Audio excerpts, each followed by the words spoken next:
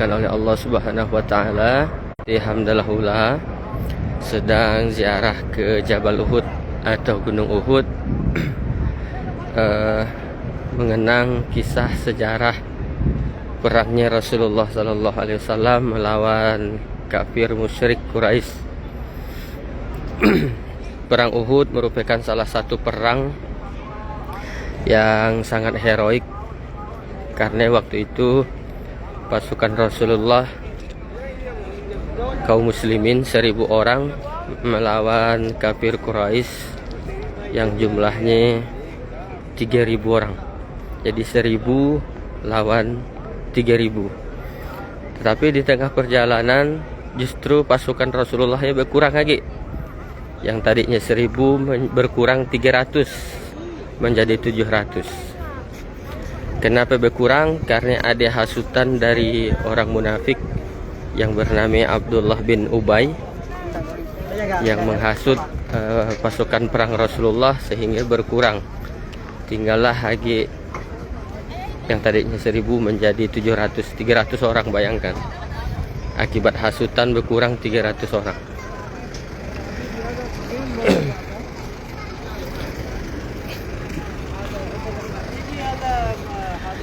Nah, lalu ada yang bertanya, apa kira-kira penyebabnya terjadinya perang Uhud ini?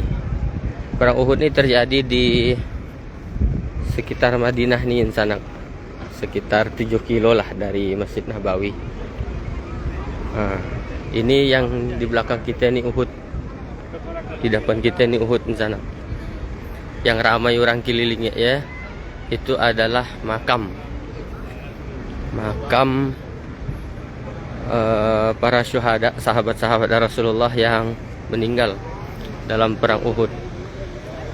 Banyak sebab yang menyebabkan terjadinya perang Uhud. Di antaranya faktor agama, yang kedua faktor ekonomi, yang ketiga faktor politik dan budaya. Di antaranya adalah karena balas dendam kafir Quraisy akibat kekalahannya dalam perang Badar. Di perang Badar kalah, jadi ingin balas dendam kepada umat Islam, maka terjadi perang Uhud.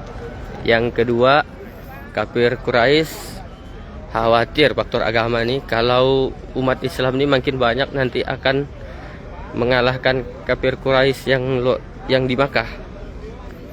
Yang ketiga, nanti kalau kaum muslimin makin banyak, maka penekanan ekonomi akan terjadi. Begitulah kekhawatiran mereka, sehingga terjadi perang Uhud. 3000 kafir musyrik melawan kaum muslimin yang jumlahnya 700 orang. Menurut logika kita, sepertinya Rasulullah ini kalah, pasukan Rasulullah. Jadi perang Uhud ini dipimpin langsung oleh Rasulullah di sana dan sahabat-sahabat dekat Nabi, termasuklah di dalamnya Sayyidina Umar bin Khattab radhiyallahu anhu. Tetapi Rasulullah punya strategi perang yang luar biasa. Rasulullah memerintahkan kepada 50 orang ahli pemanah supaya berada di posisi-posisi yang strategis di atas gunung. Nah, kita simak aja dari penjelasan dari Ustadz Nasrullah. Allah, entilah. Bismillah. Assalamualaikum warahmatullahi wabarakatuh. Salam. Sekarang kita berada Di Madinah dan mulai pakai masker. Sekarang kita berada di lereng Gunung Uhud, di halamannya lah, lebih kurang seperti ya. Kita mengenang perjuangan Rasulullah ketika perang Uhud. Perang Uhud salah satu perang yang sangat heroik di dalam Islam, karena pada waktunya pasukan Nabi hanya 1000 orang melawan kafir Quraisy yang jumlahnya 3000.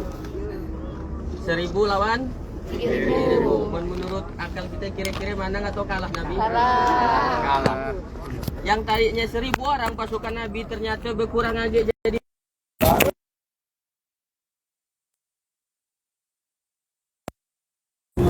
dihasut oleh ada orang munafik namanya Abdullah bin Ubay. Siapa namanya? Dihasutnya orang yang nak ikut perang dengan Nabi sehingga berkurang lagi menjadi 700. Jadi 700 melawan 3.000. Menurut akal kita ini kalah nih, pasukan Nabi ini pasti kalah.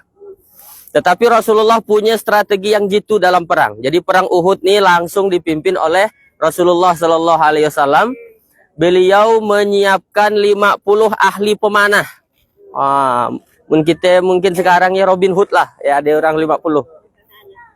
Jadi diletakkan di posisi-posisi strategis di atas gunung. Lalu Nabi berpasan. Nih dengarkan pasan Nabinya. Kata Nabi, wahai 50 orang pemanah, kami akan turun ke bawah, kata Nabi. Apapun yang terjadi, mau kalah, mau menang, kita usah nak turun ke bawah. Iya pasan Nabi. Kami nak kalah atau nak menang, kita usah nak turun ke bawah. Mari pasan kepada 50 orang pemanah. Dan ternyata pasukan Nabi berhasil memukul mundur kafir Quraisy yang jumlahnya 3.000 tadi ya. Dan mereka pun meninggalkan harta perang di halaman ini. Nah ternyata mereka yang dah dipasanek Nabi orang 50 usah nak turun kata Nabi. Nak kalah ke nak menang ke usah nak turun. Tapi ternyata mingal. Nah, mereka pun mingal bahasa kita kan nih. Bukan alik, mingal. Dah dipadahi masih melawan padas-padas air ya. Jadi lalu mereka tergiur, yang 50 orang ya tergiur melihat harta di bawah yang sagian banyak, turun mereka. Nah, pasukan kafir Quraisy yang pada waktu ya dipimpin oleh Khalid bin Walid yang ketika itu belum masuk Islam, belum masuk Islam. Lalu mereka pun yang tadi turun, akhirnya mereka melakukan penyerangan dari belakang. Posisi 50 pemanah semuanya diambil oleh mereka. Akhirnya mereka, Rasulullah dan sahabat yang lain diserang dari atas. Maka sampai Rasulullah tuh patah giginya, Bu. Rasulullah patah giginya, berdarah kaningnya. Ketika itu banyak sahabat yang gugur. Bahkan Rasulullah pada waktu itu hampir dibunuh. Nabi Muhammad tuh hampir dibunuh karena kekalahan. Lalu ada seorang sahabat berteriak, "Ya Rasulullah, likulli nabiyyin da'watun mustajabah." Wahai Rasulullah, bukankah setiap nabi itu punya doa?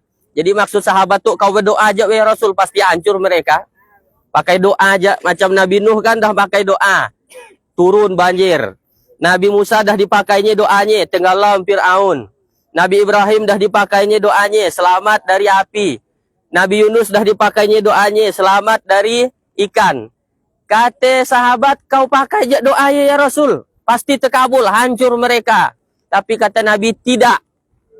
Karena doa ini hanya satu dan pasti terkabul. Doa ini akan tetap kusimpan sampai hari kiamat. Untuk apa ya? Syafaatin li ummati. Supaya aku bisa memberikan syafaat kepada umatku. Begitu kata Nabi. Udah berdarah-darah, udah patah giginya. Berdoalah kata sahabat, hancur mereka. Kata Nabi tidak. Karena doa ini cuma satu. Tetap kusimpan dan akan kugunakan nanti pada hari kiamat. Supaya bisa memberikan syafaat kepada umatku. Ini salah satu contoh betapa Nabi Muhammad cinta dengan kita Bapak Ibu. Biar dia sakit, yang penting umatnya tidak sakit. Nabi tidak berdoa, lalu Nabi pun akhirnya diamankan di balik gunung ini dan selamatlah Rasulullah. Termasuk yang gugur dalam perang ini Bapak Ibu, saking banyak yang gugur, termasuk paman Nabi. Pamannya Pak Tua, mun kita sama saya Pak Tua. Namanya Hamzah bin Abdul Muthalib. Ada yang mungkin lebih menyedihkan hati kita ketika meninggalnya sahabat Pak Tua Nabi ya, namanya Hamzah. Beliau bukan sekedar dibunuh, tapi dibelah dadanya, diambil jantungnya. Dimakan oleh perempuan namanya Hindun. Siapa namanya? Hindun. Hindun binti Utbah namanya. Utbah. Kenapa? Ternyata Hindun ini sudah lama dendam dengan Hamzah. Karena Hamzah Pak Tua Nabi adalah orang yang membunuh saudaranya dan ayahnya pada waktu perang Badar.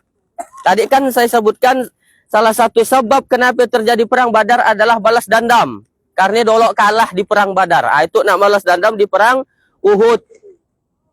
Bagaimana ceritanya terbunuhnya Hamzah Pak Tua Nabi? Jadi memang Pak Tua Nabi Hamzah ini ahli perang. Lalu Hindun yang salah satu perempuan kafir Quraisy ini buat sayembara. Siapa yang bisa membunuh Hamzah, maka dia diberi hadiah.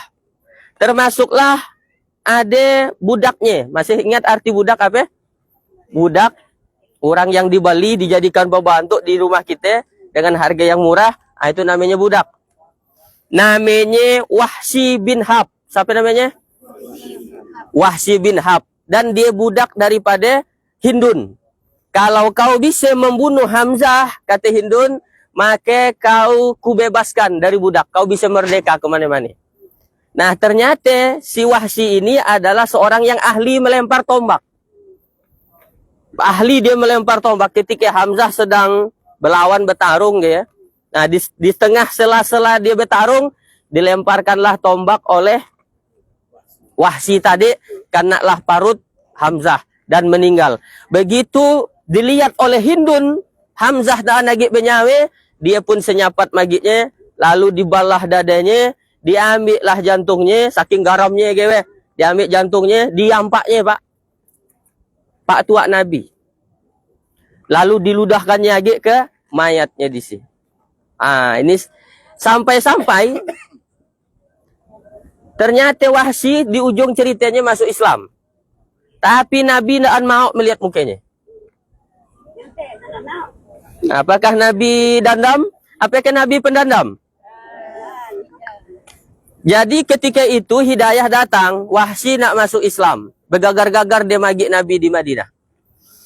Sahabat yang mengantarkannya. Lalu Nabi tanya, engkaukah Wahsy? Iya, saya Wahsy, saya nak masuk Islam. Ceritakan, kata Nabi, gimana kau membunuh pamanku. Diceritakanlah tadi macam yang tadi. Kata Nabi, silakan kau bersyahadat. Setelah ini kau jangan dekat-dekat denganku, kata Nabi. Jangan dekat-dekat denganku. Karena setiap kali aku melihat wajahmu, kata Nabi, aku teringat sedih dengan pamanku, Pak Tuaku Hamzah. Sampai-sampai dalam riwayat diceritakan bahwa sholat berjamaah pun Hamzah pasti di sop paling belakang. Wahsy sholat di sop paling belakang. Karena ia adalah permintaan Nabi, kau jangan dekat dengan saya. Bukan Nabi pendendam, Bapak Ibu. Nabi bukan pendendam, tapi Nabi menjaga hatinya supaya dia tidak terlukai lagi hatinya setiap kali melihat wajah Wahsy. Itu hikmah bagi kita bahwa kalau ada orang nyakiti hati, tadi mereka apa? Nyakiti hati ya. Oh, udah deh. Harus pasar.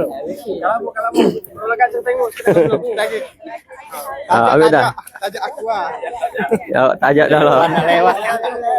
Bukan di YouTube, dulu tajak. Saya lanjutkan sedikit ceritanya. Bapak Ibu, kalau ada orang mungkin suahnya kita hati kita, dipitnahnya ke kita ya. Lalu dia dah datang minta maaf, kita maafkan.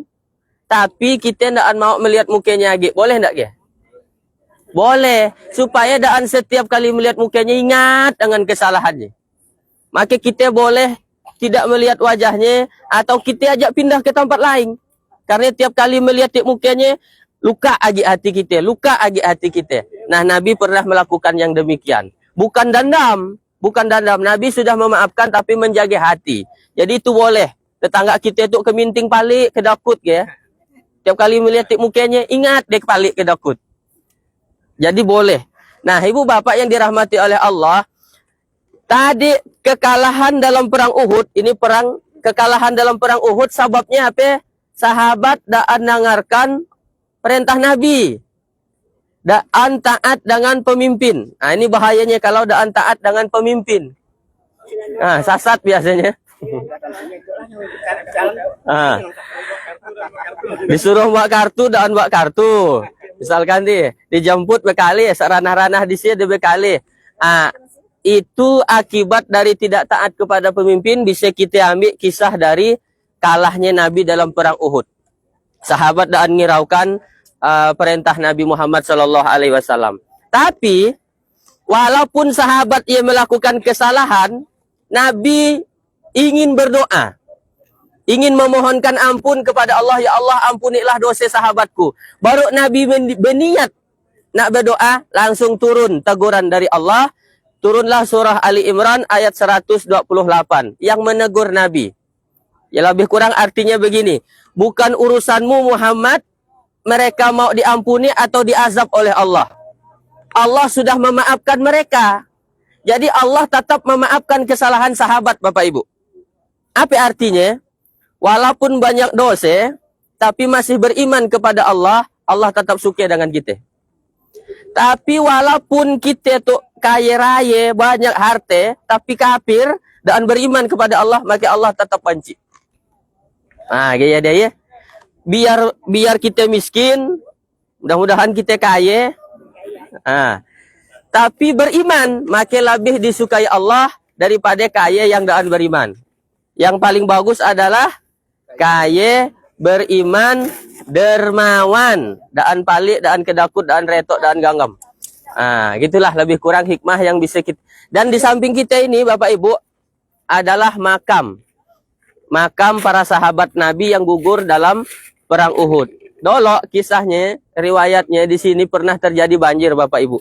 Jadi mayat yang ada jumpa mayat digali ditanam di sini. Jumpa mayat digali ditanam di sini. Pernah terjadi banjir, mayatnya keluar dari tanah, tapi tidak bau, justru mengeluarkan bau yang wangi. Itulah karomah kemuliaan dari sahabat Nabi Muhammad Sallallahu Alaihi Wasallam.